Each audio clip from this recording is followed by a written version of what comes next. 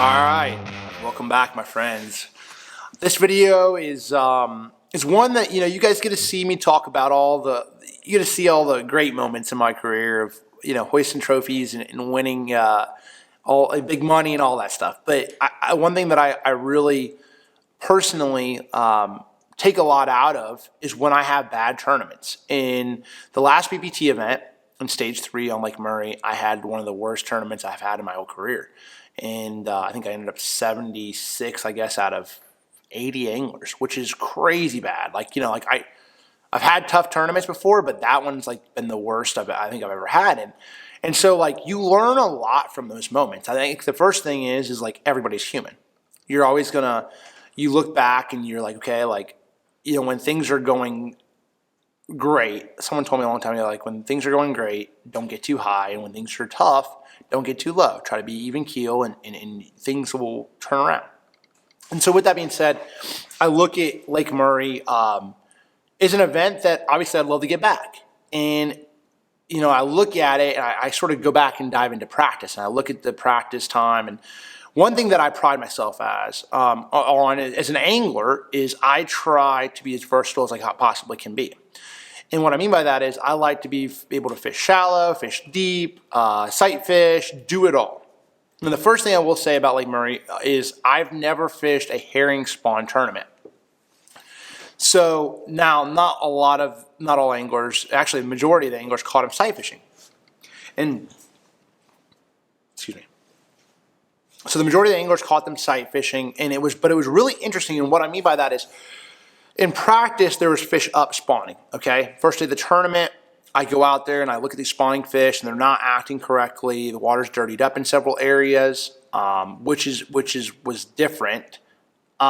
Which that obviously is tough. So that's part of it is water gets dirty, wind blows, stuff like that. But fish were actually leaving, and what it seemed so crazy to me was you put all this effort into finding fish that are spawning, and you don't end up catching, they're not there. So then you're in a bit where you're running around, you're trying to, Adrian and DC, they both had, decent practice, and they were talking about catching them on points, and I caught a few on points. I actually caught a couple decent ones on points, but I never found a big group or a great area to utilize that technique and fish out there throwing fluke style baits and top waters, a typical herring thing. So then you get yourself in this position where okay, one thing's going away. Now you're thinking, I need to focus on these points and put more time on these points. And you start running and figuring out during the tournament. So day number 1, I survived. I think I had 14 pounds. I was still 2 pounds outside the cut. I'm sitting there okay, I need to make an adjustment this next day. And then obviously DC and Adrian have a great day. They both catch them fairly well. Adrian he lost some big ones, but it just seemed like fish were leaving the bank. Fish were leaving the bank, and then that more fish were going to pull up on those points. There's more herring spawning. It just everything in my mind, when I first got there was, oh, they're coming. And then it came to a point where it was they're not coming. They're all leaving. Oh crap. I got to make an adjustment. And so that second day of the tournament, I completely forget about the sight fishing thing. I'm I'm going to focus on fishing points, and I'm going to run this the whole day, and I'm going to generate a couple big bites. And I did not. It turns out more fish pulled up, got close to a moon, and everything that you thought was going to transpire actually did transpire. More fish were spawning, and more fish pulled up. It was almost like if I was hard-headed in that tournament. The one thing I learned is if I was hard-headed in that tournament, which it can go either way, and just locked into sight fishing deal and kept looking, the odds are I would have had a better tournament. But I can look back at so many tournaments where that versatility has helped me in my game and helped me really make good adjustments and change during that time. It's always a guessing game in bass fishing. You're always just trying to understand where are they heading to, and what stage are they in, and what are they heading to. And so I guessed wrong. I got in the wrong area. I caught some decent fish, but I just made the wrong decisions. And that's so easy. I think that's something that tough tournaments make you appreciate the good ones. And it sometimes allows you to sit back and realize how great things can be, but also makes you appreciate, like, hey, when everything goes right. So I take this. Obviously, you hate to have a tough tournament. You hate to not make the cut. I hate that. Like, it stings, but it also lets you reset. And so that's where I'm taking this more so, like going into Gunners. Well, we just had heavy hitters. Heavy hitters, made the cut, didn't have a great knockout round, but, made the cut, it's fine. They're different boats. It's sort of a different tournament. But going into Gunnersville, you have to refocus. In addition to all this stuff is, you obviously working with Icon and coming out with a new boat. Obviously you add, Olivia's getting older, now you're hearing her say, hey, Dad, like, when are you coming home? Like, all of these things also add factor and change your focus a little bit, but they need to a little bit. Like in life, you go up and down, and as you get older, and like as I've gotten older and I started to have a family, and like, there's more PD stuff that I'm doing on the business side. There's more time when I'm home. I want to spend a couple of days just to nothing and spend time with the family and get to enjoy time with them.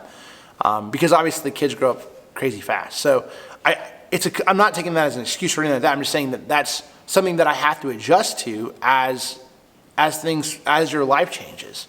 And so it's something that's interesting for sure. You guys know me, like I'm a competitor and like I love to win. But I also learned a lot driving home and listening to MLF Now and getting to hear how the guys caught them and how they adjusted, and talking to the anglers and talking to AJ Jr. and just hearing about how he caught him at Murray and how he caught him at Bussy or whatever. Like it's so interesting to me because again, it's such a fine line. It's such a fine line of finishing 77th or winning the tournament. It's one clue. It's one thing that just goes your way and you make that right adjustment. I can't express to you how much it's like success and failures. It's like you're just driving and you just happen to veer off it's close, like especially in the tournament aspect, because you get one clue or you find one place, it can all change or turn for the right way. And that's why I look at this, like I take a positive out of it. I'm just, you guys, if you do know me at all, like, and you watch a lot of the content, I really am like very optimistic in everything. Like I always take the positive out of something because it's just, life's too short. Like if we don't take things with a positive, like outlook on life, I'm like, when you wake up, you're not guaranteed every day. Like somebody said this the other day, I saw it on social media. I was like, look, hey, look, if I give you $10 million right now, what would you do for 10? He's like, I'd do anything. So what if I told you, if you weren't going to wake up tomorrow, would you still take that $10 million? No.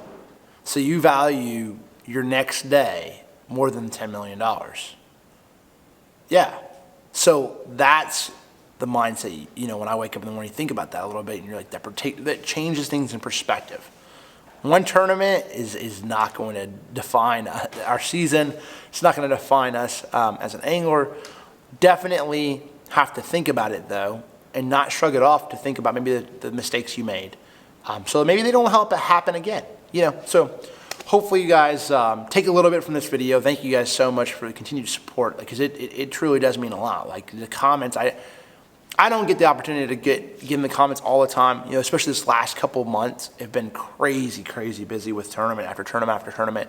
If I'm not, I spent 3 days sleeping in my own bed, so like it's just how it is. Like when you get crazy times, you just don't have that much time to do. Like if I'm here at the house, I'm rigging tackle for the next tournament. That's part of it. Like I'm not taking that. Don't take that as like, woe is me. I'm not. I'm just explaining to you all, like, I do appreciate the support that you show, and I appreciate the comments. And when you guys, when I get a DM say, man, hey, I'm pulling for you, or I see a comment down below on YouTube, that matters.